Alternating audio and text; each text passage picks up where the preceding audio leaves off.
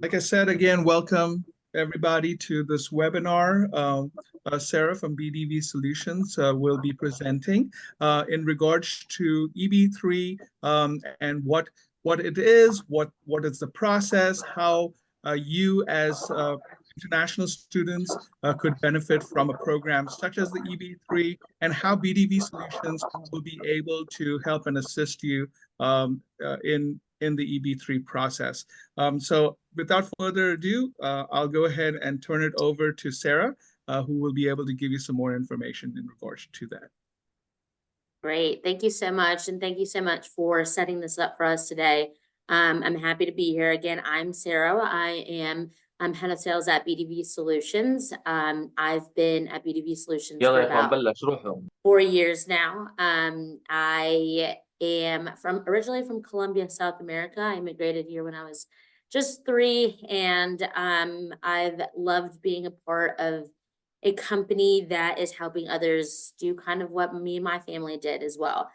We've helped over 2,000 people get their green card, and I love just spreading the word because a lot of people don't know what the EB3 unskilled process is, and most people are eligible for it. So we'll just go ahead and get started, talk to you guys a little bit more about the EB3 unskilled process, BDV Solutions, and then like Ramon said, just to answer some questions at the end.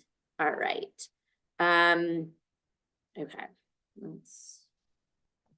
Okay, so our agenda, like I said, with the EB3 unskilled process is why people choose BDV Solutions, an overview of the steps and the process, and then the Q&A at the end. So what is the EB3 unskilled visa? So the EB3 unskilled visa is an employment-based visa for unskilled people, or not unskilled workers.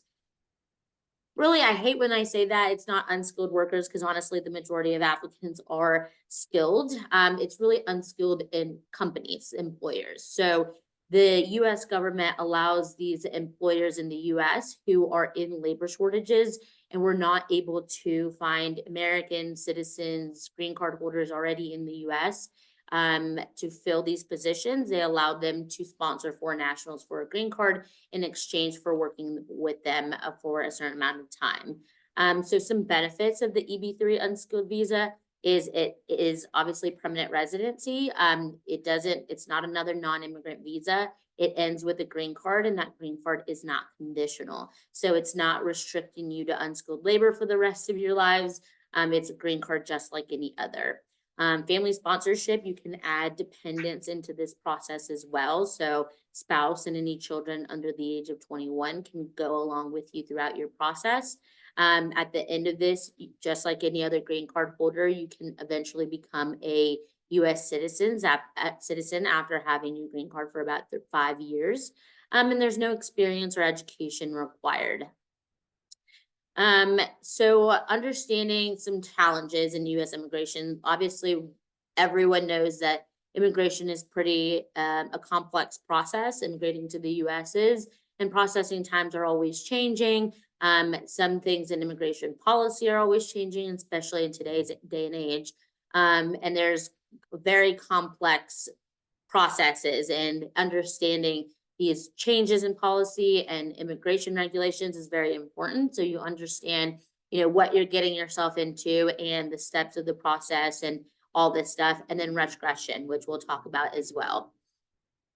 So why choose BDV? So like I said, I'm an immigrant as well. I did not do the EB3 process, but I did a family petition, and that took about 13 years. And after, working with BDV and having my own clients get to a green card, I love telling people about what we do at BDV Solutions, including now my own family, who, to be honest with you guys, at the beginning of explaining the EB3 unskilled process to them, most of them said, that's too good to be true. I don't think that's real.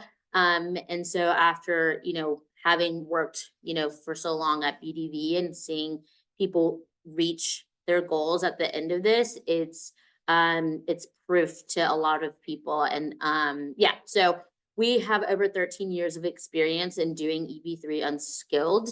We have over 1,000, almost 1,800 green card approvals at this point. You have a comprehensive guidance throughout the entire process. So you'll have a team at BDV that's helping you from before you even come to BDV, finding employers, to when you get your green card, to helping you file, updating you throughout the process, helping you find housing, transportation, schools for children, all that stuff to make your process a lot smoother. That's what all the teams at BDV are helping with. Green card sponsorship opportunities. Like I said, we have a team that finds employers to become sponsors. A lot of people think that any employer that they want can become a sponsor, and they actually have to go through a lot to become a sponsor. So one of the inside is going to be to not become, comfortable. sorry.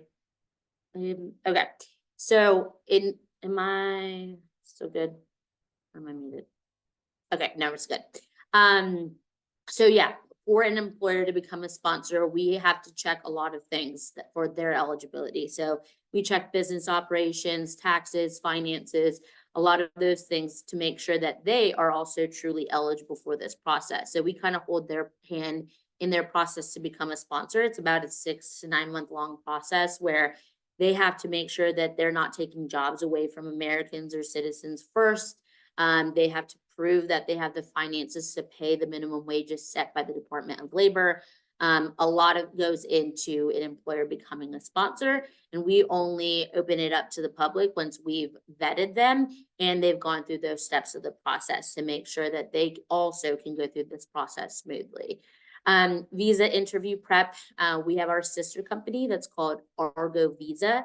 Argo Visa is a company comprised of former USCIS officers from all over the world who have worked in all kinds of different embassies throughout the world and have processed a lot of non-immigrant visas and immigrant cases, green card cases, and have given these interviews before. So they know how to properly prepare our applicants for the real interview. And that is included in our cost for all of our applicants. Advocacy through government relations. This is one that really sets us apart.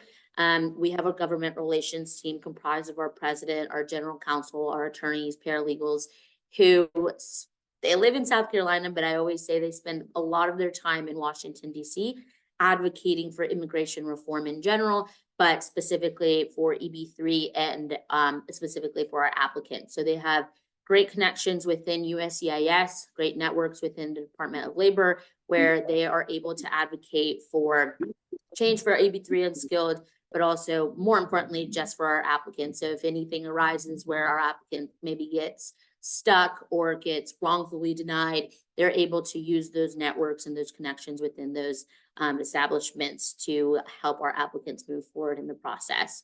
And then community and job integration support. Like I said, our client services team is a team that helps our applicants once they get to the work permit, or if people are outside the US, once they finish their process and come into the US, they help them with getting accommodated in the US. So like I said, finding housing, schools for children, religious institutions, getting credit scores, driver's license, social security number, anything that will help our applicant, make this process smoother and, get into the US, living in the US, be that process smoother. So this is just our fact sheet. So we've worked with over 106 countries. We have a 99% success rate. We have helped over 7,000 foreign nationals that are currently in their process or have completed their process. We have a 92% recommendation rate. We have had almost 200 sponsors go through this process smoothly, and over 1,200, this is not updated, but over 1,200 green cards approved since. BDV Solutions, we're based out of Greenville, South Carolina. That's actually where I am right now. We have over 100 people on our team helping at every stage of the process. And many of them, I would say good percentage of them are actually immigrants who have also done their own process. And a lot of them have actually been our clients, our former clients who went through their process, worked for their sponsor, and ended up working here at BDV, helping other people go through the process that they once went through as well. And then we have multilingual support. So we have Spanish, Portuguese, Vietnamese, Russian. We have a lot of different people at BDV that speak different languages to help our applicants, you know, get knowledgeable about the process in their own language, and also just support in their own language throughout the process. Supporting you guys through every step of the process. And yeah, so we'll just get into the steps of the process. This is just a general overview, and we'll get into each one of these into more detail. So the first step of the process is completing our BDV application. So on our website, you can create a free account. And through there will be a couple steps of onboarding where you're going to basically have a couple of videos that are explaining everything I'm explaining to you guys today. There'll be a questionnaire where we check eligibility, or we try to check eligibility. The questions that we ask in that questionnaire are directly off of the green card application, actually copied and pasted off of the green card application. And the reason we do that is because we don't accept anyone as a client that we deem as ineligible, or that may have any kind of red flags or reasons to get denied later on in the process. We really are not in this to waste anyone's time or money if we know that they're not going to be successful, or that we know that they're going to get denied in the end of this. And then once they complete that application, you'll get to what we call the job offerings page. The job offerings page is where you'll be able to see the sponsors that we currently have available, the ones that have completed all of those steps of becoming a sponsor. And that page gets updated, you know, every couple of weeks. Every month we have different sponsors. They have a certain amount of spots that they can fill up. Once they fill up, we close them and continue opening up new sponsors as they complete their process to become a sponsor. So in that page, you're able to see everything about the sponsor, the location of it, the actual job, the job description, the company, the salary, benefits, and when they're filing. And then the applicant is the one picking from what we have available. We work with sponsors from all across the US. It's very, very random every month. We have South Carolina, California, Georgia, Florida, New York, Texas. We've had all over the US and in different industries. So industries will also be random each month. Again, the sponsors are what are unskilled. So these are all companies that don't require any education or experience. You'll not have an interview with the employer because they don't need to interview you, because really everyone is eligible to be working at one of these locations. The only thing that they require is a basic level of conversational English by the time that you start working for them later on in the process, not at the very beginning. Sometimes a lot of people get nervous that their English may not be up to par, but you have time before then to, you know, practice your English. But yeah, so you're picking from the sponsors that we have available. Again, the industries that we typically work in are restaurants, fast food restaurants, actual restaurants, production, warehouse jobs, hospitality, so hotels, housekeeping, janitorial, sometimes construction. It's very random month by month. So this is where you'll be able to see what we have available. And again, you're picking from those available. Some of the current sponsors that we have available at this, some of these have already closed. Like I said, they, once all the spots are filled, we close them because they can't, you know, support any more people. But you can also find our most up-to-date in the job offerings page once you complete your BDV account, or directly on our website under EB3 sponsors. So step 2, which is really the first step of the process, and I actually love this picture that is shown because those are all applicants under one sponsor. This man right here, he was the owner, founder of this company, I believe, but he is the one that decided to do the EB3 process, and those were all the applicants that were under him, and all of those people have gotten green cards, and I believe this picture, when it was taken, they were all still working there. This was about a year or 2 ago, so I'm sure that they have moved on, or some of them still work there, but I just love that picture. Anyways, the first step of the EB3 process is called your labor certification. And so this step is where the Department of Labor checks the sponsor to make sure that they did everything correctly to have become a sponsor. So it sounds like it's a work permit, labor certification. It is not.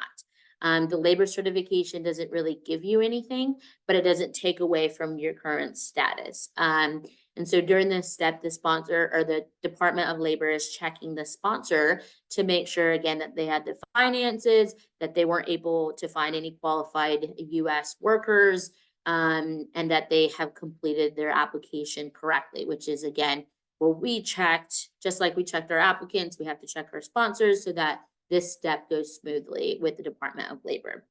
In this step, they can give you 3 decisions: approved, denied, or audited.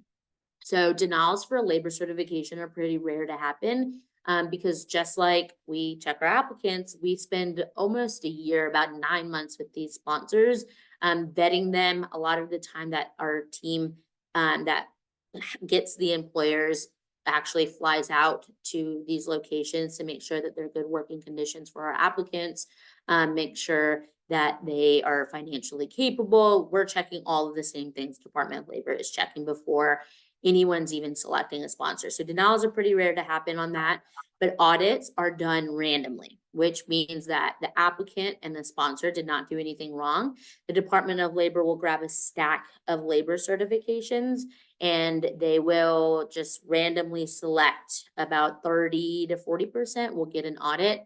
An audit is nothing to be scared of. It's a normal part of the process. It just means that the sponsor needs to be, that whole thing needs to be checked again. And it just adds on about 3 to 4 months onto the process. You don't have to pay anything. You don't have to do anything. The sponsor is the one that will respond to the audit, and you just kind of wait for it to get approved. The next step of the process is the I-140. So once your labor certification gets approved, you'll start working with the attorney that we appoint you, and they're going to file a document called the I-140. That is your petition for an immigrant worker. That is basically your ticket in line for a green card. That is basically saying to USCIS, look, my employer just went through all of those steps to become a sponsor. All the labor certification, Department of Labor has given them the green light. Now they're going to petition for me, and my next step is give me that green card. So the I-140 has a premium processing already included in the total cost, which means that you get a decision back on that I-140 within 15 business days, and this locks in your priority date. Priority date is the day you file your labor certification. That is the day that you compare to what is shown on the visa bulletin for your turn to file the next steps. So once you file your labor certification, like if you were to file a labor certification today, then your priority date would be March 13th, 2025. Once your I-140 gets approved, that locks in that date forever. And then at that time is when we're checking the visa bulletin as well. So the visa bulletin, if you guys are not familiar with that, that is a bulletin that the USCIS sends out every single month, and it categorizes all the visas and at where they are in processing. For us, we are under EB3, other workers, under the employment-based visa bulletin. And so on that visa bulletin, they'll basically tell us, these are the people that are getting processed right now. These are the people that can be filing right now. So that visa bulletin could have a C on it, which means that that is everyone's month to file. They can go ahead and file. It could have a date on it, which means anyone who started their process before that date, that is their month to file. If you're after that date, you kind of just wait month by month until it changes until you're before. So that time frame from your I-140 getting approved to filing an I-485, it could be immediate. You could be filing those two together, or it could be 6 months later. It could be a year later. It just depends on the visa bulletin. Visa bulletin is something that's pretty impossible to estimate because it's really based on how many people have applied for this visa category when you're at that stage of the process after you've completed that whole first year. I don't think that I said the processing time for the labor certification. If I didn't, it's about 12 to 14 months right now. It's one of the larger chunks of the process. So got to complete that first, and then that's when you're looking at a visa bulletin. Once it says that it's your turn to file, we'll file the I-485, which is, again, this is for people in the US with a valid visa or a valid status. I-485 is your adjustment of status application, so your green card application. And at the same time, we'll file the I-765, which is your work permit application, your employment authorization, your EAD. For students, which I'm guessing most of you are, that's when you need to be able to maintain your status until, if you are going to finish as adjustment of status. That application, again, it's an adjustment of status application. You need a status to adjust from. Once that gets filed, that will give you kind of like an extra status under pending adjustment of status. And it basically just means that you're waiting for a decision on your green card application, and that will keep you legal in the US for the rest of your process while you wait for a work permit and review in the US. If for some reason you are not able to continue maintaining your status in the US, you can always finish the rest of your process from outside of the US through counselor processing. So that's what the DS-260 is. The DS-260 is the green card application, but for people outside of the US. You don't have to start the process over again. You don't have to pay anything additional. You're just basically switching your process to counselor processing. And then you just finish that interview in your embassy. Again, that's kind of your plan B or plan C if you're not able to continue maintaining a status in the US. So yeah, so those get filed together, the I-485 and the I-765, once your priority date is current on the visa bulletin, and then you will get your work permit first. Work permit processing times change every year. Last year, it changed like 2 or 3 times. So that one's pretty hard to estimate as well. I've seen anywhere from like 3 to 9 months after filing that I-765. Right now, I believe it's 6 to 7. Could be completely different by the time someone starting right now gets to that step of the process. So they get faster, they get slower, it changes often. But once that I-765 is approved, that's when you would start working for your sponsor if you're in the US. If you're in the US, you get your work permit. Your sponsor usually expects you to start working within 2 months of getting your work permit. At this time is when you'll also start working with client services. That team that's going to help you with anything you need for relocation if you're having to relocate, and also starting work with your sponsor. So if you are currently living, you know, most of you are probably around the same place, but if you're in California and you picked a sponsor that is in Georgia, we don't expect you to move until you've actually gotten an I-765 approved. You get your work permit in the mail. And even then, we don't expect you to start work the next day. Your sponsor won't expect you to start work the next day. You have some time where you can regroup, figure out the next steps, work with client services to find housing and accommodation in your new city, and start working for your sponsor. Oftentimes, and this is case by case, but sometimes they will help, especially for students, if they maybe just started a semester and they're like, I need a little bit more than 2 months. That client services team, we don't want you to just drop out and, you know, waste money that you've spent on tuition. So client services team will really try and help with you and the sponsor, and, you know, advocate for you and, you know, let the sponsor know, hey, look, you know, John needs a little bit more time. They'll be graduating in the May, whatever the reason is, they will try to help. But again, it just case by case and what the sponsor needs at that time. For counselor processing, which again is for people outside the US, you're not getting a work permit because you're not in the US yet. So they're not, they don't need a work permit. Yeah. So the final step is a visa interview. So like I said before, when they schedule you your final interview, you'll be scheduled a prep interview with our sister company, Argo Visa, and they're going to help you prepare for that interview with, you know, how to answer questions or what to come with or the documents to be prepared with, just so that you go into that interview as confident as possible. And again, that's already included in our costs. Same for people outside of the US, and that's for the entire family. So you will all go to the interview together. And I'll mention before I go on, for the work permit, if you do have dependents, The dependents will also, those of age to work, will also get a work permit, and they can work wherever they want. The dependent does not have to work for the sponsor, only the main applicant does. Another thing to note here is that even the main applicant can work in other places as well, as long as the sponsor is the main priority. It doesn't have to be unskilled. I have a lot of people that do like part-time skill jobs. I have people that do like freelance IT, freelance this, that, Uber, restaurants.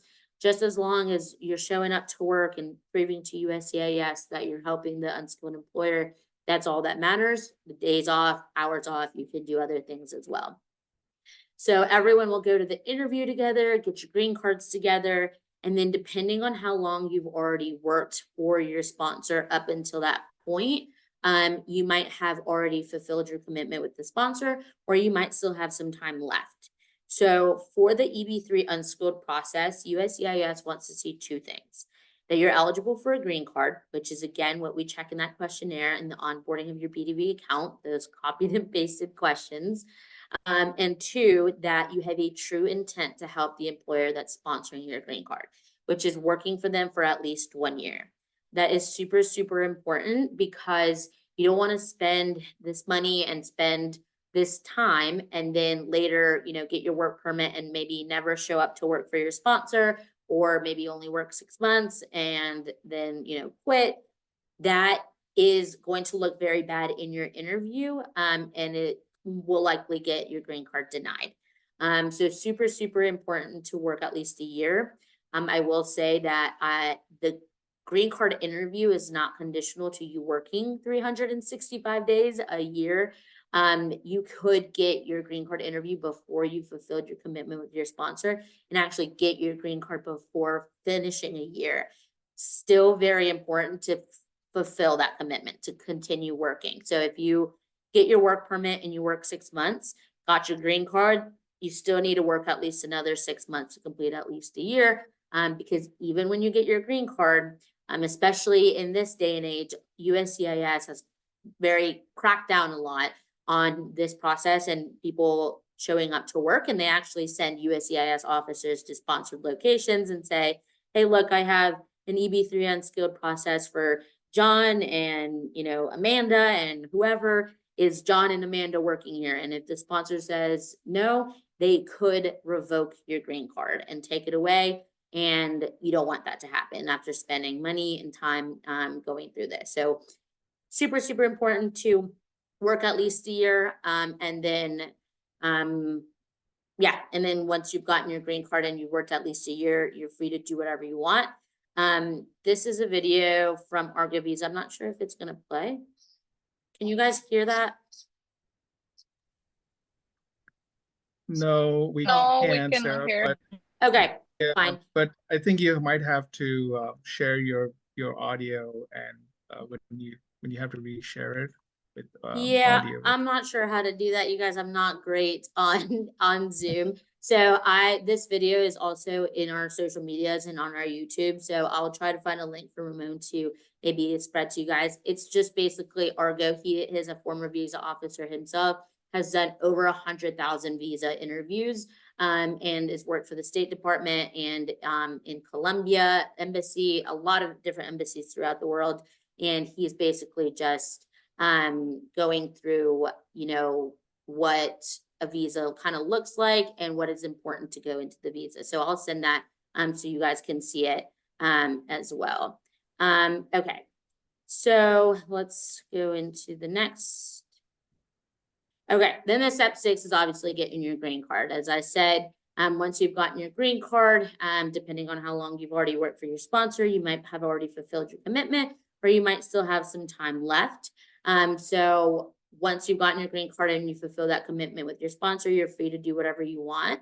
The green card is just like any other. It does not restrict you to unskilled labor, and it doesn't restrict you to your sponsor. So you can stay with your sponsor. You can move on with your life and go back into maybe what you went to school with, what you went to school for. And maybe go to school, open up a business, whatever it is those next steps. So behind the process, and this just we'll go over a couple more details here. We'll go over the cost of the process. 1 second, it's not letting me move forward. 1 second. Okay. So cost, the refund policy. Refund policy is very important. A lot of people ask this question. We don't do refunds because of 2 reasons, and it's always case by case, but we typically don't do refunds because of 2 reasons. The first reason is that for the EB3 unskilled process, it's almost close to impossible for USCIS to deny someone who is truly eligible and has an eligible sponsor. And that's why we take the time out and we do the time to check eligibility, and all of our onboarding is free. Having a consultation one-on-one with one of our coordinators is completely free. Before becoming a client, before paying us anything, we really try to ensure that you're truly eligible. We have our in-house attorneys that answer our legal questions to them. If you ask us something that we may not know, we ask our attorneys so that we can be 100% sure in answers that we're giving to our applicants or prospective applicants. So as long as you're honest with us at the beginning and you stay eligible throughout the process, it's very unlikely that you're not going to get a green card. That's why we have that 99% success rate, because we're not accepting people with even the slightest of red flags. Because again, we don't want to waste anyone's time or money. And then the second reason is that in the contract that we sign with every applicant, we state that if at any point in the process there is a denial and it's not the applicant's fault, it's not because of something they did to make themselves ineligible for the process, then we'll do what's necessary to keep the process going at no extra cost. So if, an LC, like I said, it's very labor certification, we call it an LC. If an LC gets denied, even though it's very rare to happen, we've seen it in the last 13 years, we can refile you with a new sponsor at no extra cost. We can do appeals, reconsiderations. There's a lot of things that an attorney can do to continue fighting a case, as long as our applicant did their part to stay eligible and have been honest with us from the very beginning. And then working for the sponsor, we already talked about that point. Working for the sponsor for at least a year is super important. So pricing, this is obviously very important. I always tell people, and I know from experience because I have my own family in this process, this is an investment. It is not an inexpensive process, but it is not just another non-immigrant visa. It is not another temporary stay. This is a green card process that is very likely for you to get to that green card and then eventually citizenship. So it is an expensive process, but it is an investment in the future. I have my own family that I've helped invest in this because I trust it so much. And they're processing from Colombia. Some of them are in here in the US.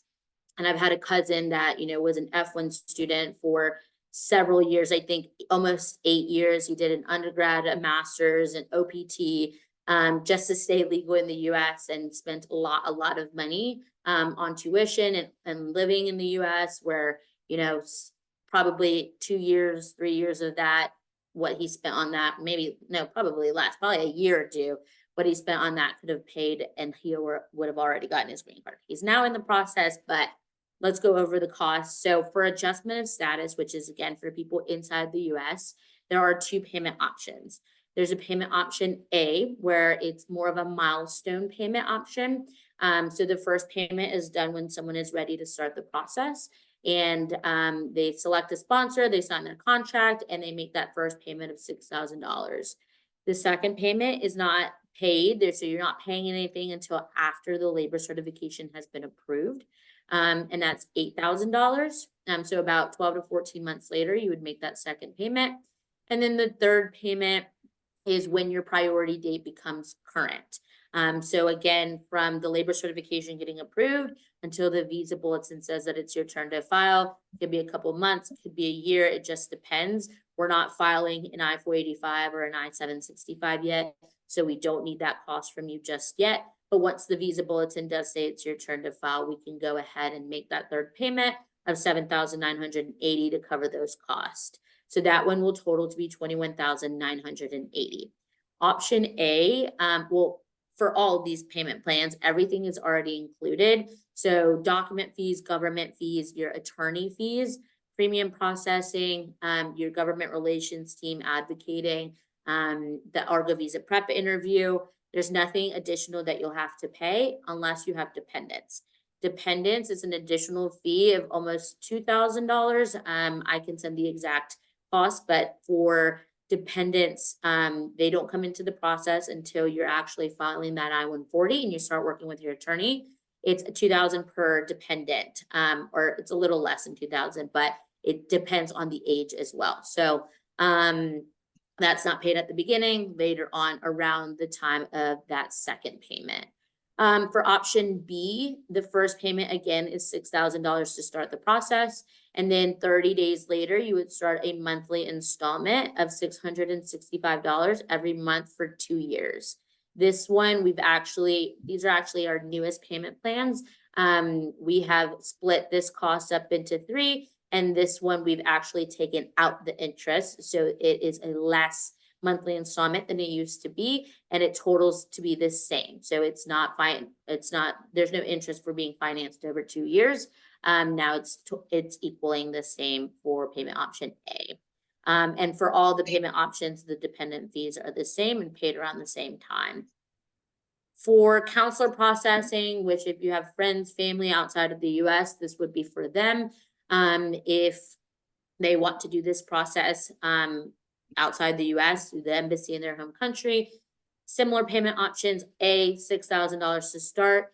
For the second payment, it is not split up into 2 because actually for people outside of the US, once their labor certification gets approved, they're going ahead and filing I-140 and the green card application. The visa bulletin for people outside of the US doesn't tell them when they can file the green card application. It tells them when they can get that green card application processed. So once that labor certification gets approved, they're going ahead and filing all those documents. So that's why that second payment is $17,420, because all of that is covering the I-140, premium processing, attorney fees, all that stuff.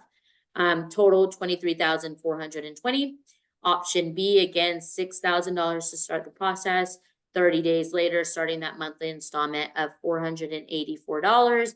This one is over 3 years. So less of a payment each month, but still removing that interest and totaling to be the same as payment option A. There's no difference in processing times for payment options. So everyone is processed the same. This is just if people need a little bit more flexibility in their payment plans.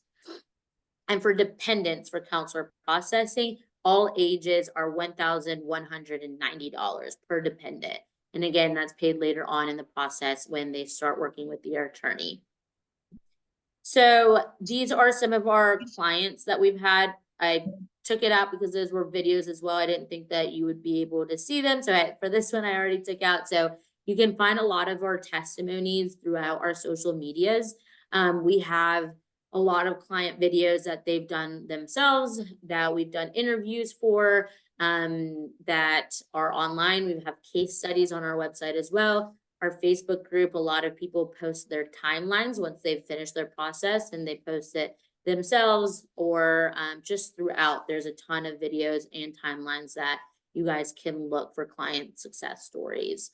So next steps, obviously creating an account, moving through all those onboarding steps. In your account, you automatically get a representative assigned to you, and they reach out to you through email, introducing themselves to you and asking if you need any help with those onboarding steps, or if you have any questions. There's a little blue circle in the right-hand corner of the screen. If you click on that, that's actually a chat.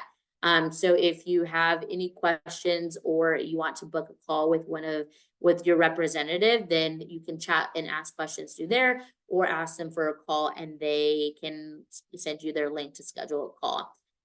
Once you've done that and you are certain that the EB3 process is for you, who's writing on my screen? For the EB3, once you know that the EB3 process is for you, then you've gotten your questions answered, and you have selected a sponsor, you found a sponsor that you're interested in, you select the sponsor, sign the contract, make your first payment, and then your process begins. I know that that was a heck of a lot of information, and I will stop sharing my screen so I can see you guys and see the chat. Okay. But I was going to say I can go through all of the different questions in the chat, if that's okay with you, and you can kind of just yeah, through those aspects of things. I've kind of made a whole list of things that totally. questions everybody's Go asked ahead. in the chat. However, I do want to note as well that as we were talking, Sarah, before in our previous meeting, there's a vast majority of F1 students, international students, that actually go through the process of getting EB3, as you have seen primarily as well, right? Yeah, actually, probably 80%, even maybe I would even say 90% of our applicants are F1 students from all kinds of different degrees. I've had people through OPT, through their CBT, H1Bs. There's a lot of people that are F1 students, correct? Yep. Yeah, and in partnering with BDV Solutions, we're giving you an option here to be able to show that if you are looking for a path towards permanent residency, BDV Solutions could be an option for you. Of course, there are a lot of other options as well, but we wanted to give you this option as well because, again, BDV Solutions, just kind of throwing that out there as well, you vet in terms you vet the company which primarily offers the opportunity for students or those looking for EB3 to be able to get into those jobs. But you also kind of help set them up as well. So this also gives a way for students to be able to get into specific sponsors that maybe unless except for them having to try to find somebody out or try to find a company Yeah. out that would sponsor them as an EB3, right? Yeah, and that's honestly one of the toughest things to do is finding an employer that is eligible and wants to do this process, because although we really take care and do most of the work, it's a lot of time for the employer as well. And the reason earlier on in the presentation, I said unskilled workers, it's unskilled jobs, and a lot of people are skilled. And the reason that they end up doing the unskilled category versus the skilled is because it's very hard to get a skilled employer. Because as we all know, as maybe you guys going through OPT or trying to find an employer for OPT, the job market is very hard for skilled people. There's tons and tons and tons of people applying for skilled jobs. And so it's very hard for a skilled employer to prove to the Department of Labor, I wasn't able to find any US worker, any US citizen to fill these jobs. And so, and usually they're only looking for like 1 to 5 people, or only need like a very small amount of people. Again, it's hard to prove to the Department of Labor, look, I couldn't find 3, US citizens to fill these jobs, versus for unskilled, they are in a labor shortage all across the US, and they are usually sponsoring 30 to, I think the biggest one we've had was 150 across several locations. And they're actually able, they test the labor market and able to prove to them that, look, I tried to get 30 people, I tried to get 50 people, and I couldn't. And that's why I need to sponsor foreign nationals for this. Okay. Kind of jumping into the questions right from the top. I've been telling everybody, just give us just a little bit towards the end of the presentation to answer. So I'll just run through these questions, and if you can answer them as we go along, that'd be great. The first question was, is there any restriction to age? Oh, sorry, I think I accidentally turned my camera off. Okay. So it's only 18 and older, just because that's the time when you can sign into a contract. But there is no maximum age. I think that my oldest client applicant is 67. As long as you're willing and able to do the job, that's all that matters. There's no, you can't be denied for being like older. Yeah. Yeah, and as far as dependents and so on and so forth, there's no restriction because I mean, dependents are what they are, right? Dependents, like spouse, whatever age, dependents for children have to be under 21 though. Yeah. Okay. Up to the age specifically. Can I also apply for EB3 even if I have a master's degree and work experience? Who is eligible? Yeah, everyone is eligible. Again, they only look for 2 things: eligibility for a green card, and that they go and work for the sponsor for at least a year. You cannot be denied for being overqualified. A lot of people say, you know, what if I get to an interview and they ask me like, why are you like an engineer going to work at a restaurant or wanting to work at a restaurant? It's a valid question, and they might ask you that, but you can be completely honest with them and say, I'm willing to sacrifice some time of my life to work for an employer that had a labor shortage and is sponsoring my green card in exchange for a green card. So you can't be denied for being overqualified. Awesome. Which countries are eligible for the EB3 visa? Is there a country restriction? All countries are eligible. I will say India and China have a very, very long backlog. So a process for them could end up taking like 10 to 15 years. So unfortunately at BDV, we don't accept applicants from those countries just because a sponsor would not be able to wait that long for an applicant. I will also say with that, if you are married to somebody that is not born in India and China, you can do something called cross-chargeability and use their country of birth to process. So if I am from India and my spouse was from Colombia, I could still go through the EB3 process as the main applicant using my spouse's country of birth.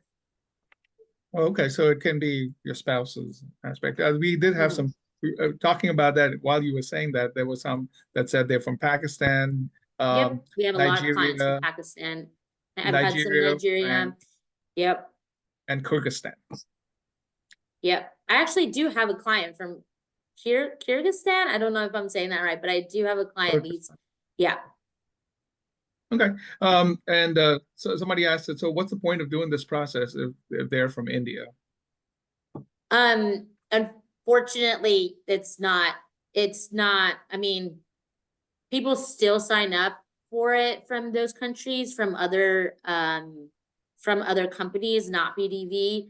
It's a longer process for India and China, unfortunately, just because they found out about the EB3 process like years ago, like almost a decade ago, and tons and tons and tons of people applied from there. So they have a backlog because there's a maximum number of applicants for each country. And so they are still processing through cases from almost, 8-9 years ago, unfortunately. Yeah. Got it. And then some asked about Romania and Turkey. Yep. India and China are the only ones that have like their own, they even have their own like sector in the visa bulletin. Every other country doesn't have those backlogs. Okay. So no, Pakistan does not. Okay. No. Which is kind of what the okay.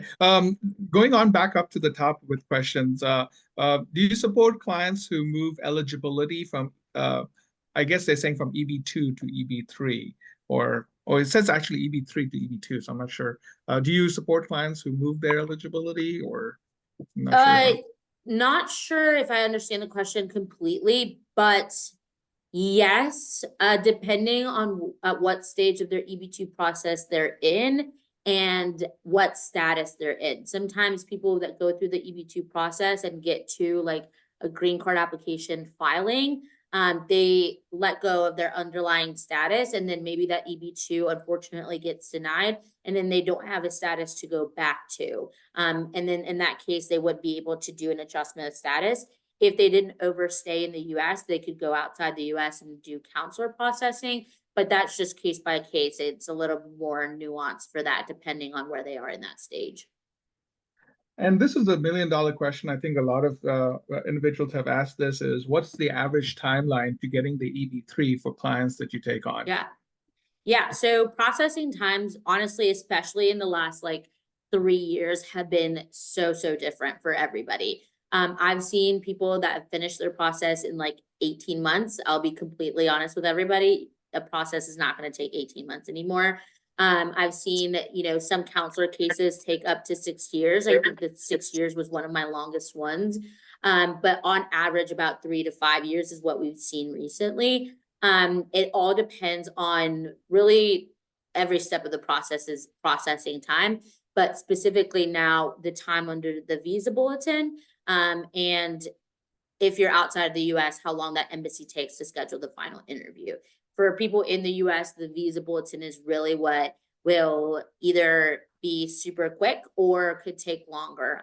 The visa bulletin we've seen recently, which was that retrogression, was because of COVID. So for the entirety of last year, USCIS was prioritizing cases that had been filed during COVID and had not been processed. A lot of people after 2020, 2021, 2022, some even in 2023, had already been approved, gotten green cards, worked their time with those sponsors. And a large group of people, when COVID hit and USCIS wasn't processing cases, they kind of got stuck in the process.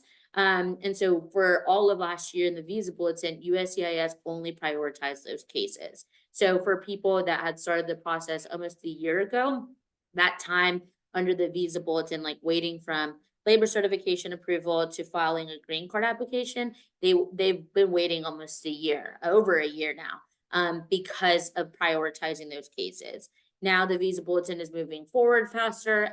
They don't have to spend too much time in 2021 or 2022 because, like I said, most of those people have already been processed and they can jump forward to where they left off last year. So and like I said, we have tons of videos on this. I think we did a video with Charlie Oppenheimer. He was the former USCIS director, with our president and general counsel, discussing how USCIS determines the Visa Bulletin and how to read it. So a lot of good videos throughout our social medias about it.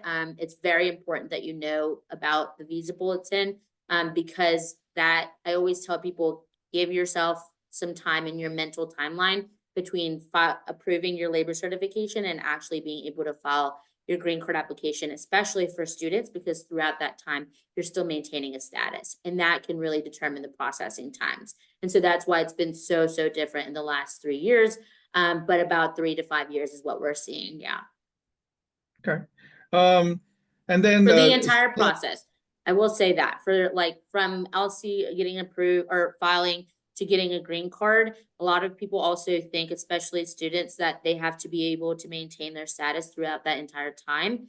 They don't necessarily have to maintain their status till getting a green card.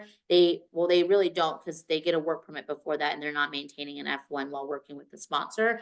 So you really just have to maintain it until that I-485 gets filed, which is around the middle of the process. Okay.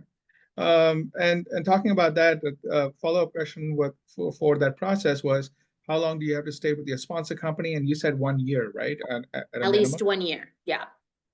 And then the other question in regards to maintaining status was, does your team assist clients you take on with maintaining legal status while they go through the entire process and wait for a decision? That's a good question. We do not. So that would be a separate process that's up to the applicant to do. So F1 students, like if you still have a lot of time on your F1 or your undergrad or whatever program you're doing right now, that's great. If you have the opportunity for OPT or your STEM OPT, that's great, because you can still be doing that while processing and while waiting for this process to be going. But that is the applicant's responsibility to maintain their status if they want to do adjustment of status. Like I said, they always have that plan B, plan C to finish the rest of their process from home. I like to tell people that, especially my F1 students, because a lot of the time they go into this not knowing that, waiting, and they're like, oh, I can't stay, I can't pay for another tuition. They are like killing themselves to stay legal in the US because they think that they have to. And if they leave the US, they think that their process is going to end, or they, have to start over. That's not the case. They can continue the rest of their process from home if for some reason they can't continue maintaining their F1 in the US or any status in the US. But if they want to legally maintain their status and continue to study as an F1 student, of course, as long as you study, you can continue to maintain your status. And by doing so, we have students here that have taken multiple programs with us and continue to stay, here in the US as an international student. So they can continue to do so as well, as you mentioned too.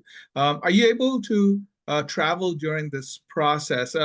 From an F1 student perspective, as long as you're an F1 student and you get that ability to be able to travel, you can. But again, from an EB3 perspective, if they want to go on vacation somewhere and then be able to come back, is that still okay? Even though they're still pending the EB3 process, maybe while they're maintaining the F1 student status, or how does that work? So yes and no. So yes, if someone still has a valid visa, they can come in and out of the US normally up until a certain point. So the labor certification, the I-140, while they're waiting for the visa bulletin to say that it's returned to file, none of that is showing any immigrant intent. And so it's not, like I said, giving them anything, not a status or a reason to be in the US, but it's not taking away from their F1 visa. So if their F1 visa is still valid during that time, they can come in and out, no problem. Once the I-485 is filed, their green card application, that obviously does show immigrant intent. So if you leave the US after that and you try to come back on your F1 visa, you're telling Customs and Border Patrol, hey, I'm a non-immigrant student, but they can see that you've already filed a green card application that's saying, I want to be an immigrant in the US. So those are conflicting. So after filing the green card application, you shouldn't travel outside the US. I will say you can also file what's called an I-131. That's an advanced travel parole application. And that's optional, and it's an additional fee if you want to do that, so that you can get a travel parole to allow you to travel again before getting your green card, so that you can travel sooner normally before your green card's approved. Okay. How long is the current delay on the approval with the status change, and how can we speed it up? It says, but not sure if there's a speeding up process. Can you say the first part of that again? Let me cut out a little bit. How long is the current delay on the approval with the status change, and how can they speed it up? Well, there's no kind of premium processing for the green card application. The only thing in the EB3 process that has premium processing is the I-140, and that's not kind of giving them anything. That's just to lock in their priority date and their ticket again in line for a green card. As far as like delay, that's with the visa bulletin. That's what can't be estimated, because I've seen people LC get approved and they're filing green card and work permit at the same time. And I've seen people like the people from last year when they were prioritizing COVID cases that waited an entire year in that time frame. So it changes. We don't know what next month's visa bulletin is going to show, let alone in a year from now. So people starting their process right now, the current visa bulletin doesn't affect them at all, because it's not affecting that whole first step of the process, the labor certification. And so what they have to complete that first. And then once that gets approved, we're looking at that visa bulletin. So in a year from now, how many people have applied in that month, or how many people have been processed in that month? So it's obviously impossible to look into the future and know how many, where USCIS is for processing. So I never give like exact estimates of like, hey, your process is going to take this amount of time, because I would be wrong every single time. It's going to be completely different. Even for people that were processing during like the fastest processing times, like 5 years ago.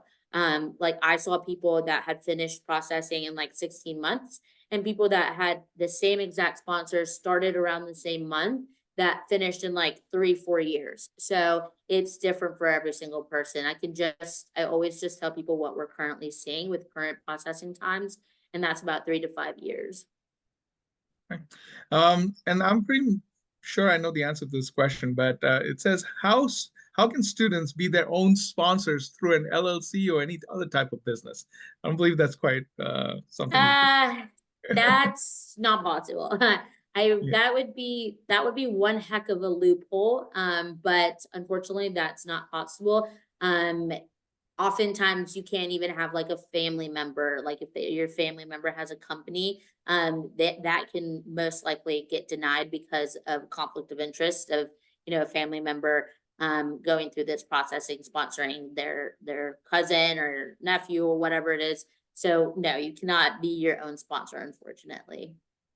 And then another question is, it says,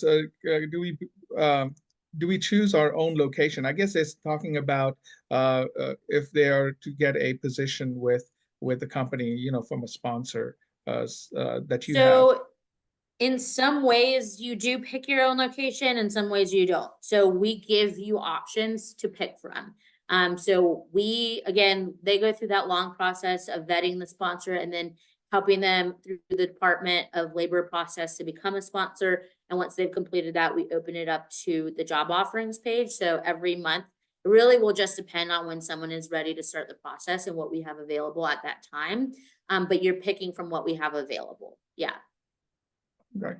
And then another question that they, of course, we've got a bunch of questions, but if we get an EAD card and start the job, it says, can I leave the school after that? I think you already mentioned that once you do get the EAD card, that you can actually leave and not continue on with your F1. Yeah, so technically most people do wait until they get the EAD to stop going to school. But technically once they file the I-485, the green card application, that puts them in that pending status, pending adjustment of status. And that means like, hey, I'm waiting for you guys to give me a decision on my green card application.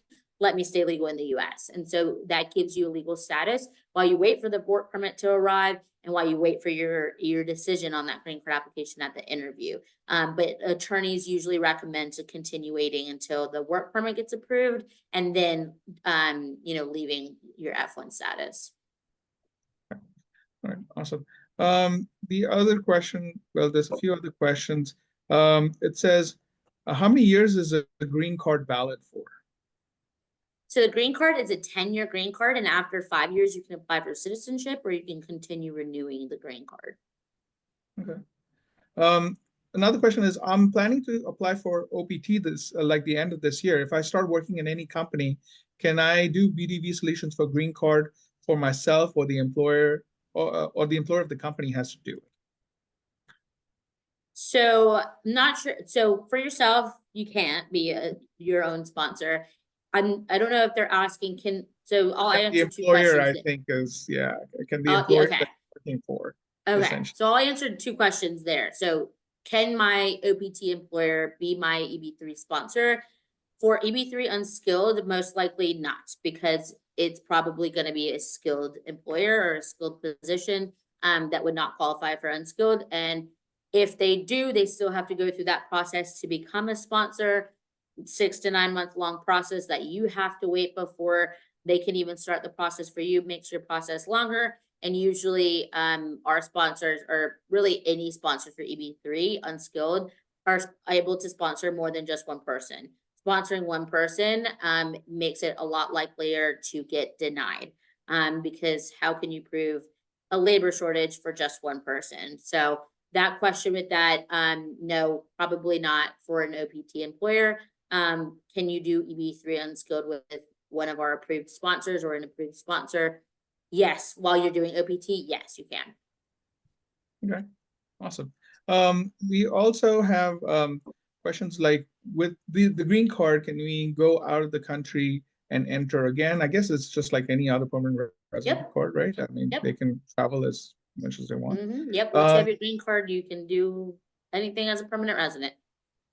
And then is this process applicable to skilled workers as well? And I believe you mentioned that it doesn't mean that you're overqualified for anything. You can, as long as you have a sponsor that is looking for. Yeah, I think someone in the newer questions also asked, like, can you be denied for being overqualified? You cannot be denied for being overqualified. Actually, most people are overqualified, and they end up doing this process completely fine. I've had actually one of our paralegals and people on our, she was a lawyer in Brazil.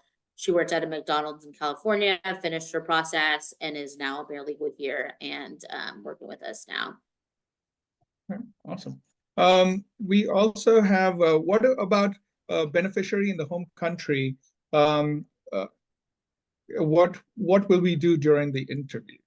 Is what the question Yeah, so is. good question. So I'm guessing like a dependent, maybe like the main applicant is in the US and their dependents are back in their home country, they can still join in on the process, which is great. If that main applicant is doing adjustment of status, at the time that you start working with the attorney, they will ask questions about dependents, that's where they join in on the process, and they can file a DS-260, the green card application for people outside of the US for your dependent. And they will just process separately, or kind of together, but separately because it's a different process, obviously. And then once priority date is current, once the visa bulletin says it's their turn to process, they will have their interview in their home country or wherever they're living, get their green card. It's probably not going to be the same processing times because even though it's the same case, it's being processed in two different centers, USCIS in the US and an embassy outside the US. So yes, they can join in on the process, but it will likely be different processing times. And you did mention that the I-140 premium processing fee is included in the cost, right? Yep. Okay. You also mentioned if you have a dependent, they also get the green card as well as the applicant, and they get it at the same time, or how does? Yep. So everyone will, if they're all in the US and they're all like, if they're doing the same process, if they're all doing adjustment of status, they'll all go to the interview together, get their green cards together. If they're all doing consular processing, they'll all go to that embassy interview together, get their temporary visas together, come into the US together, get green cards together. If they're doing it separately, like I said, it will be different processing times, but they will both get green cards, yes. Okay. Attorney fees or attorney service is included, right? Yes. In terms of this. Okay. And one asks, why is the price same for both options if on option B there is less work to do? But it's not less work, it's just less, it's just the amount of the payment options that you're providing between option A and option B in terms of the monthly payment, right? Yeah, I think they might, well, yeah. So it's just for option, well, right now they equal the same. So I think they might be meaning adjustment and counselor because there's less documents to file in counselor, but there's usually counselor processing is a longer process. So we spend more time with the applicant going through attorney processing and National Visa Center and embassy interviews with the applicant. So it's just a little bit more expensive.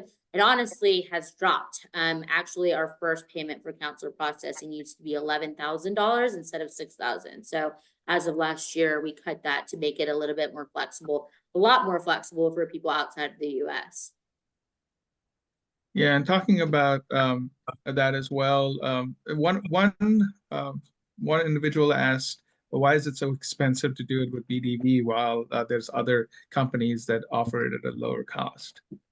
Totally. So I don't know if that person that asked was in here throughout the entire video. Someone asked about getting the recorded. I believe you have it recorded, but you can go back to every team that is at BDV. Our costs obviously include all of our attorney fees, document fees, everything like that, but also all the teams at BDV that are helping.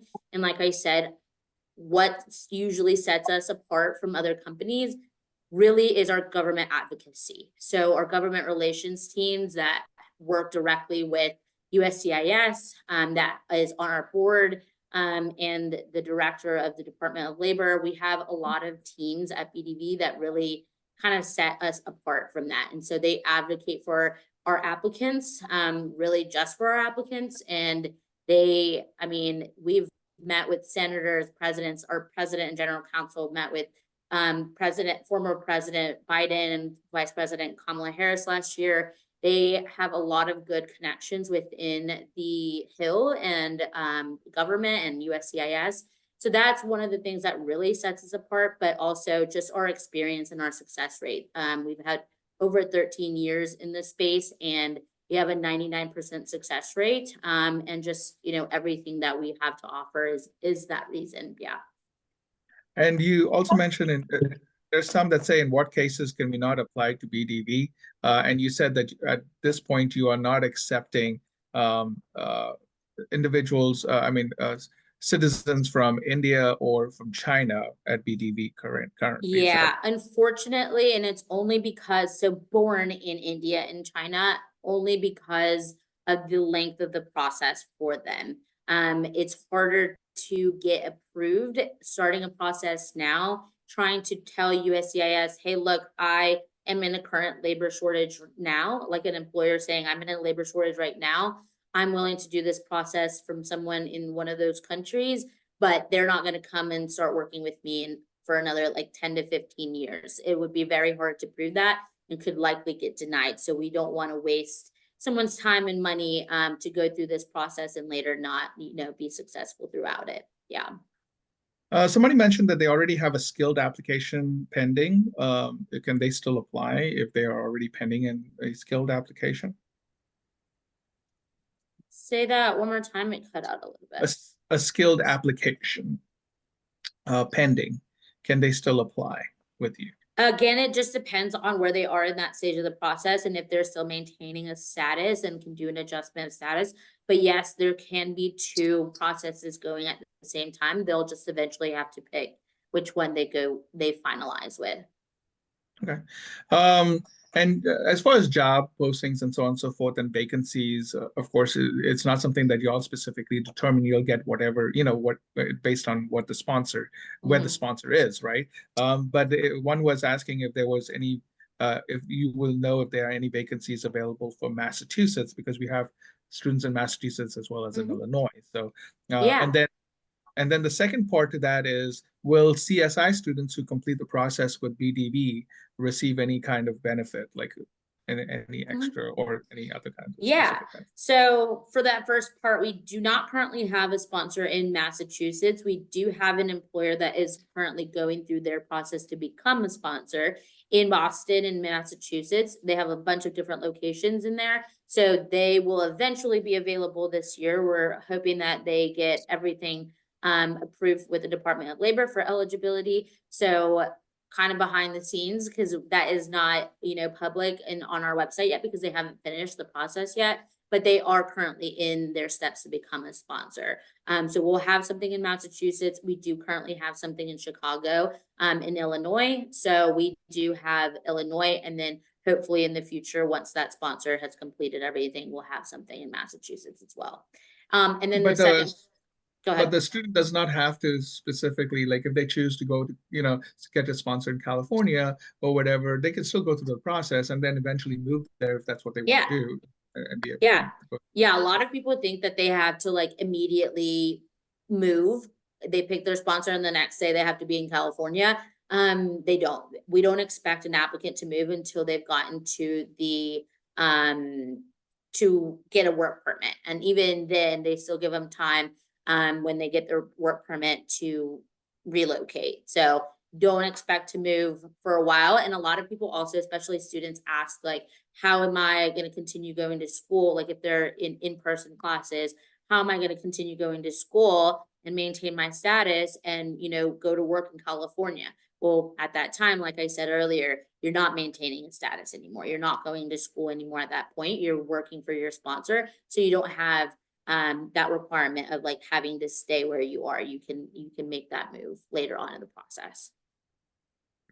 About that, sorry, I cut you off in terms of the second part of that question. Yeah. I will check.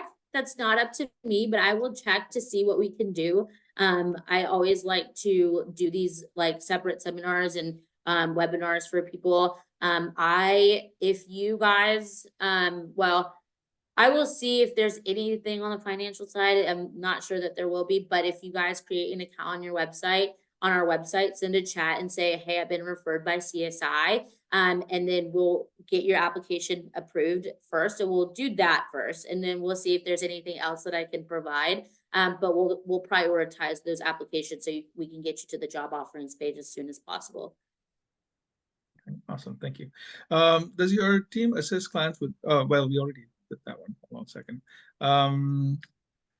Yeah, we talked about not being overqualified. Of course, that's not necessarily the case. Do you only do EB3 unskilled, or do you do other kind of So we've ventured out into different categories, but for a green card process, we only do EB3 unskilled. We have, J1 and H2B and other things right now, but for a green card path, it's just EB3 unskilled. Yeah. If somebody has a social security number and used for some reason after that, a sponsorship is possible. I'm not sure what that question is about, but yeah, I'm not sure because social security number has nothing necessarily specifically to do with regards to sponsorship. So again, you have to go through a sponsor to be able to go through the EB3 process. Yeah, and I'll answer a question on that. Like if you are an OPT and you already have a work permit, you're still gonna apply for an EB3 work permit. Like you can't have like your OPT work permit and like start working for the sponsor sooner because you have to have your EB3 work permit. So a lot of people ask like, I already have my social security or I already have a work permit. Like I don't have to do an I-765. fortunately, you do still have to do an I-765 for EB3. Yeah, somebody asked about moving, and if you all help with moving, you do give them resources in terms of being able to help them with the process. Of course, you're not moving them yourself, Yeah. but maybe giving them some resources Yeah. on the move as well, right? Because you have a Yeah. client services. Yep, client services teams has a very good like handbook of everything, and the team is like live helping them, but they also have the handbook with just every possible question about everything that we have encountered in the last 13 years of our applicants after relocation or settling into the US. So there's a lot of resources, but they also have a live person answering their personal questions. Yeah, I'm just going to go through a few more questions. I know we've Sure. gotten a ton of questions, so I apologize for that. Yeah, no worries. I know I we've love gone doing over. this. But one of the questions is, what if your F1 status expires and your EB3 is still in process? What should you do? The thing about F1 status, it's not necessarily something that essentially expires unless, of course, Yeah. you are no longer studying. So it's a duration of status is what you have for Yep. F1 students. So as long as you continue to study, you're still legally here in the United States and you keep your legal status. So unless you don't study and you get terminated for some reason or the other, you don't lose your F1 status, or if you leave the country, you don't lose your Exactly. F1. And then while Exactly. EB3 is in process, you're fine while going through that. So yeah. So the only thing with that is like if you just can't absolutely maintain your status anymore, or you like can't afford to go back to school or do something like that or re-enroll, then always just leaving before you overstay and accrue any unauthorized presence time in the US, because then that's when you can't do EB3 anymore. You've overstayed and you have the possibility of deportation. So if you just can't do it anymore in the US, leave the US so that you can continue your process from outside the US. And of course, you always have that option of continuing to enroll with CSI at our affordable tuition options. So don't forget that as well. Is the new Trump administration going to affect this process in any way? I figured that was going to be the question, but yeah. So I was about to tell you to ask that one because that's a very good question. And short answer is we don't know, but unlikely to happen. And so I will try and provide you some links to distribute, but our general counsel and our president has done a couple of videos since inauguration, even last year when, he became the Republican nominee. We did a ton of videos of the potentials behind EB3 and a Trump administration. We did another one with all the executive orders that have come out.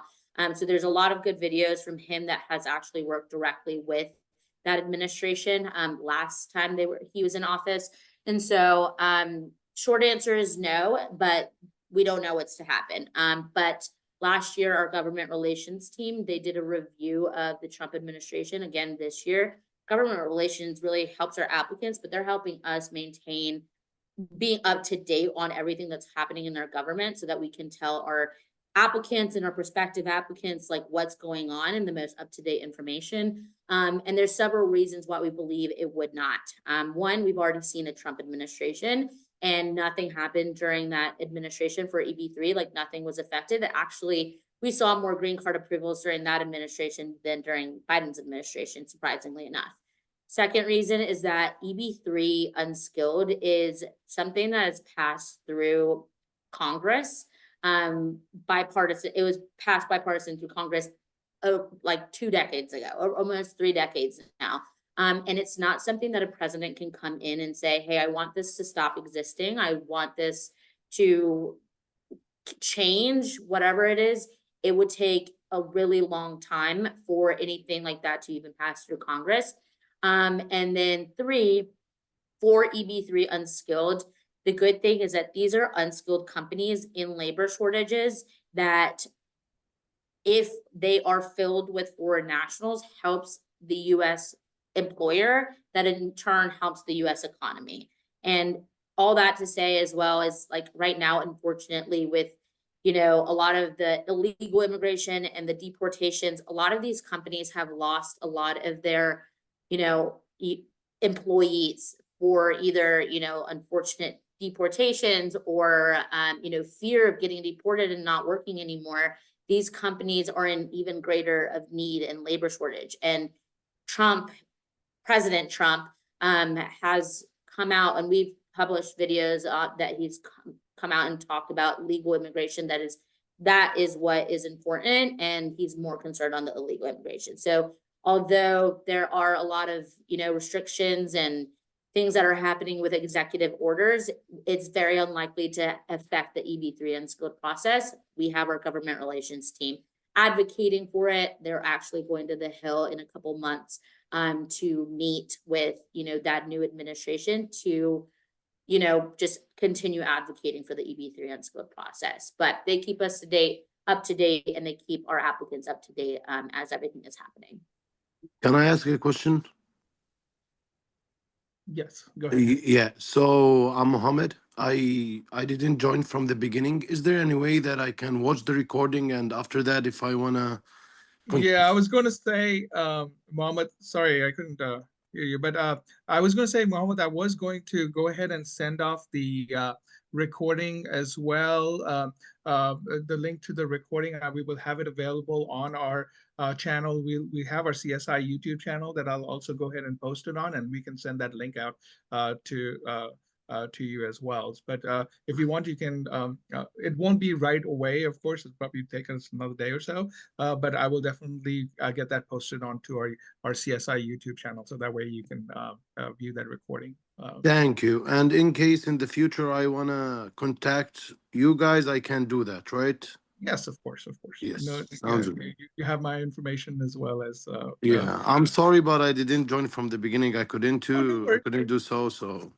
No worries. We will have this recording available, and a few others had actually also asked that question. So again, yeah, I will upload this onto our YouTube channel for CSI, and you will be able to view that on there as well. Just a few more. I know you have. I know you don't have too much time here, Sarah. I've taken quite a bit of your time No worries. already, but I want to go ahead and just ask a few more questions as people were. Go ahead. Yeah. To ask.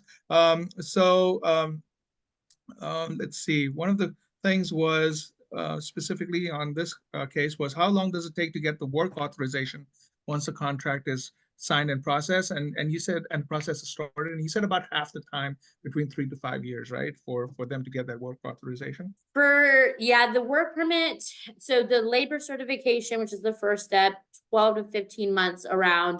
Then after that, what really will determine when you get that work permit is the visa bulletin. And like I've said, that time frame could be a couple months, it could be a year, it could be longer, it could be shorter, it could be no months. You could be filing work permit and green card applications right after the LC is approved. So it just depends on the visa bulletin. There's no way to estimate that. Once you can actually file the I-765, which is your employment authorization document, your work permit application, that once that gets filed, it still takes time to actually get processed. So that could be another, from what we've seen, about 3 to 9 months. That one, if you look back in the video, I mentioned that it often changes. Work permit processing times change very often. Right now, I think it's like 6 to 7 months. I'm not positive, but it could be completely different by the time they get to that step of the process. So probably 2 to 3 years, 2.5 years, 3 years from current processing times before they're getting that work permit. Yep. So that's like, wait. So that's like when you start the contract. So after I sign the contract and pay you guys, so after that it will take like 2 to 3 years to get my EAD? Correct. Yeah. From current processing times. Yeah. That's Again, not it's not exact, but that's what we're seeing. That's just not worth it. How will someone will pay like for those 2-3 years, if they are not eligible to work? How will you? Yeah, how will totally. You pay I mean, fee? this is, so the working of this process is to show USCIS an intent, not to necessarily gain the money throughout this process. Like we said, it is an investment, and it's for people that unfortunately can't afford the process throughout the process. You can always finish the process outside the US. Sometimes I even tell people, like, being in the US, it ends up being a more expensive process because obviously you're paying a tuition, the cost of living in the US, and your expenses in the US versus maybe leaving the US and working up to, saving up money while you're processing. But yeah. But that will be still again the laws, working illegally without any authorization. And to be honest, like I'm an MPA graduate, like Masters of Public Administration. Currently, I'm working at YMCA, and this all doesn't make sense, like paying such a high fee and then wait for 2-3 years.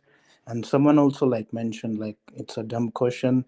I will just want to reply for that. It's not a dumb question, bro.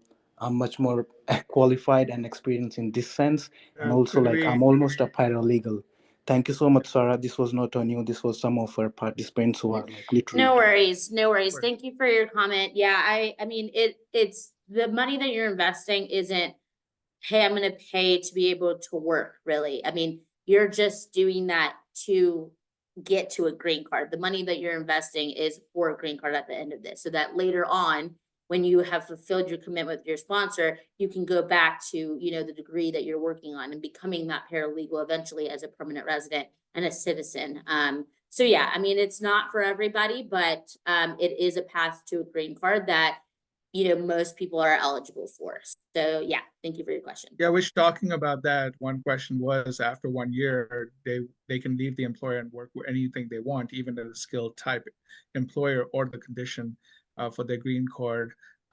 There's no condition of their green card to continue being an unskilled worker. They can go on to become a skilled worker even after they complete their commitment, right? So that's primarily the aspect of things. Giving a year.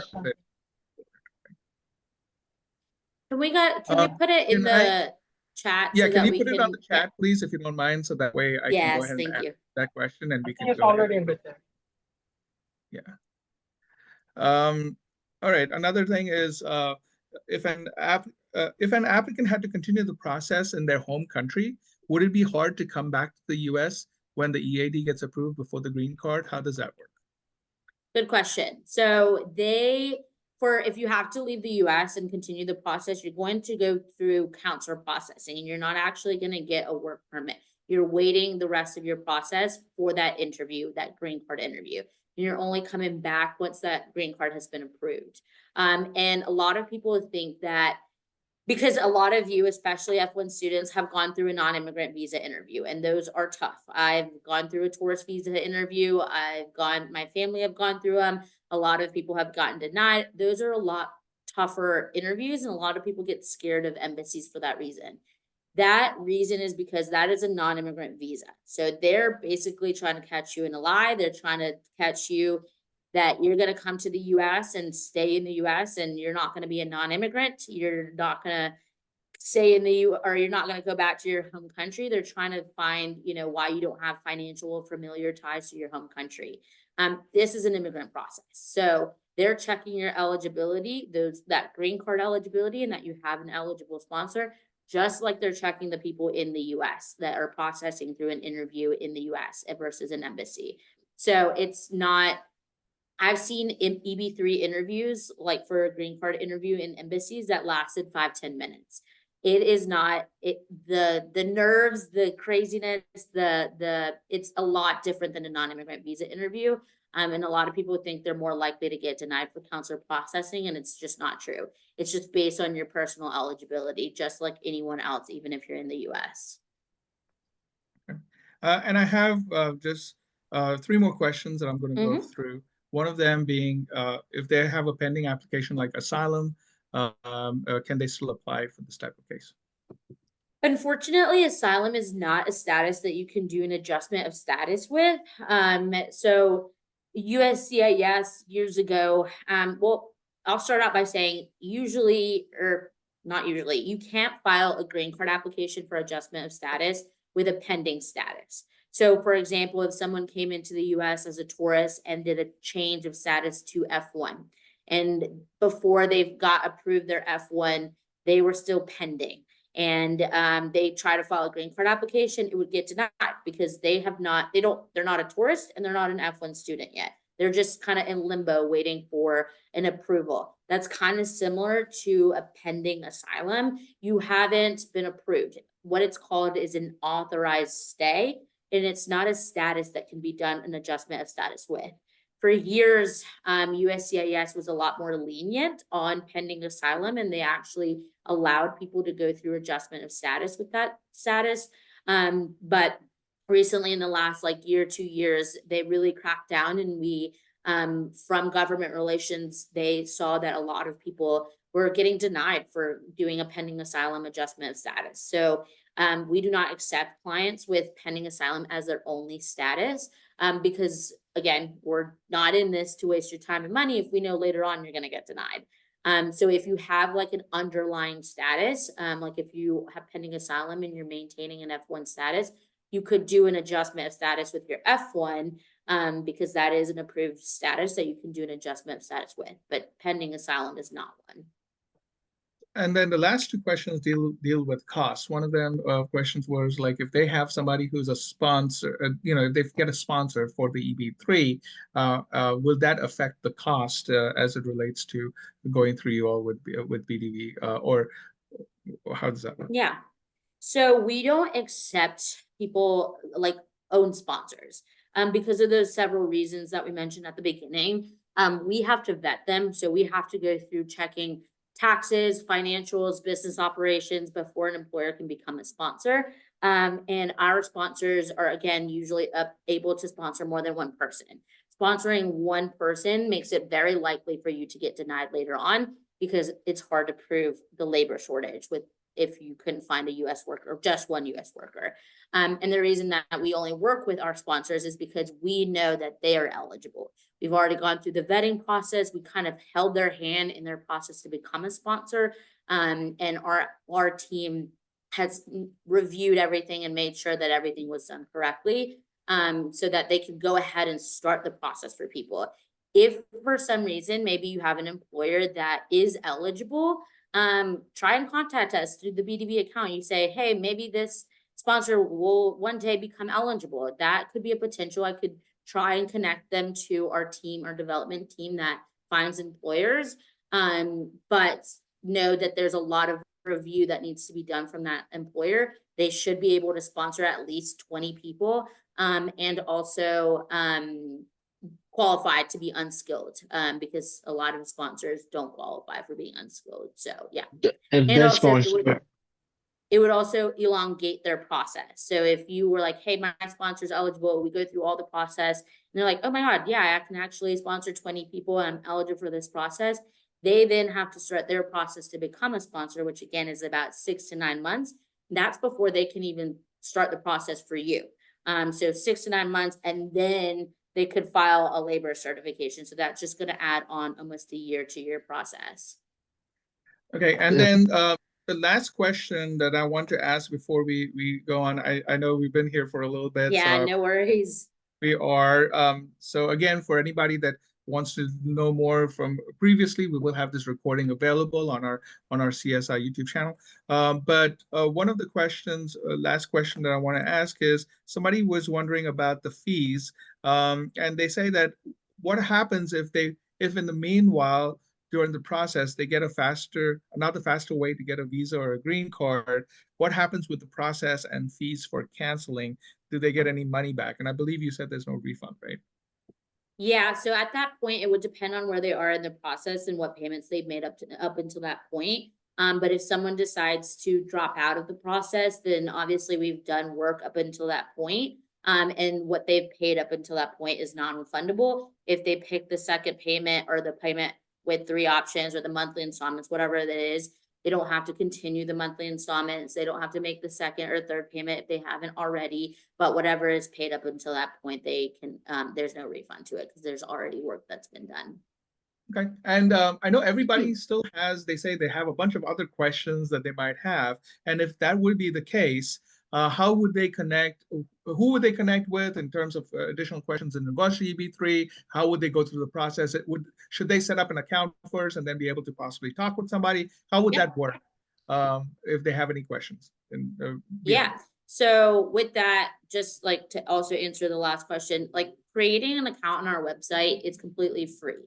So all that screening, all the questionnaire, all looking at the sponsors we have available, the videos that are at the beginning of your onboarding, all that is free. There's a chat box that you immediately get assigned a coordinator to answer your questions or to schedule a call with. That is all completely free. The call is free, all of that stuff. You do not have to pay anything up until you're ready to start your process and you pick a sponsor and you make your first payment. So create an account on our website. There's a little blue circle that is a chat box. You can ask your questions through there. Through email, we've just incorporated WhatsApp as well. So if you want, there's, I believe, a little QR, the chat will send you a QR. If you want to connect through WhatsApp, you can do that and communicate through with us through WhatsApp. So let us know that you're from CSI. If you want to talk to me personally, you can just ask for Sarah. If not, anyone that you have as a coordinator will be able to also answer your questions. And in order to go to the website, it's bdvsolutions.com. Yep, bdvsolutions.com, and then just in the upper left-hand corner, it says log in or create an account, and you can log in through there. Okay, I'll go ahead and put that onto the site. You can actually go ahead and click on that link. And as she mentioned, that you can create an account on that site itself as well. So thank you so very much for joining us today, everybody.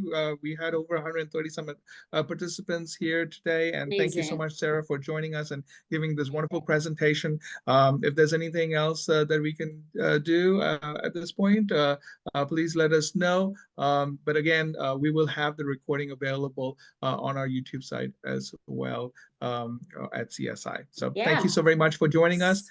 Thank you and have a wonderful rest of your day. Thank you, guys. Thank you, everyone. Thank you, everyone. Bye. Thank you. Bye-bye.